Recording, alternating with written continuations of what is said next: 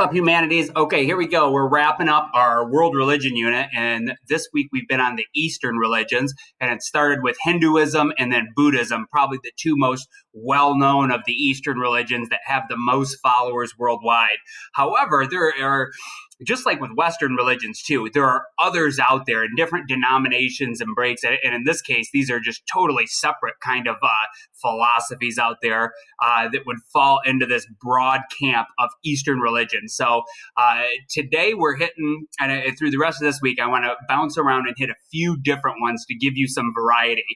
Confucianism, sorry, I have a hard time pronouncing that, I guess it goes into kind of the Eastern religion kind of broad camp, but this one I think is kind of different from Hinduism and Buddhism in that it really has nothing to do with like supernatural and, you know, any kind of like creator god or pantheon of gods or anything like that.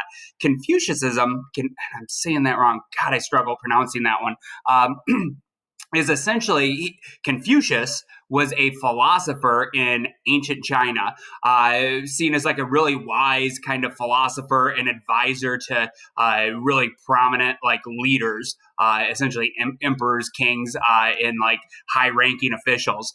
Anyway, he kind of develops basically a code of conduct, and a lot of what he preaches and teaches it really caught on, and it has permeated Chinese culture right on through to today, where China, of course, modern day China is a communist state. And typically in communist countries, just like the Soviet Union or North Korea, they're kind of like anti-religious. They don't subscribe to any religion because they want the state and the ideology to be the most important kind of paramount thing that people focus on. So in a way, kind of the state replaces the spirituality and religion. However, you still need to kind of have that basic moral code of conduct, something that makes up the fabric of your culture and society. Well, in China, they really have embraced Confucianism as it was a kind of a good moral code of conduct. It caught on, became popular, was seen as a good idea, and it's kind of lasted through into China today. And I think a big part of the reason the teachings of Confucius have survived and are still embraced there is it does not really come into conflict with the communist state. It's not at odds. Like in the communist state of China, they would not want like Christianity to take hold or Islam. They're typically very adverse to those kind of religions. Even Buddhism, I think they try to suppress there in China.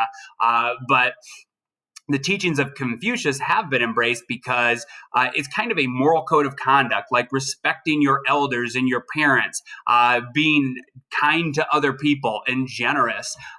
So I think there are a lot of good things that are applicable to societies around the world. I know this is one like you could say you're a big fan of Confucius and still be a Christian or a Muslim or a Hindu, because really, like I said, it's kind of more of a philosophy than it is an actual religion, although I think it does fit into this whole unit. So I attached two short videos. We're not going to spend a ton of time on this one, but I did want you to be aware of it, kind of look into it a little bit, and if you really find it interesting, there's tons of info out there, so go down the rabbit hole and dig into it a little more on your own.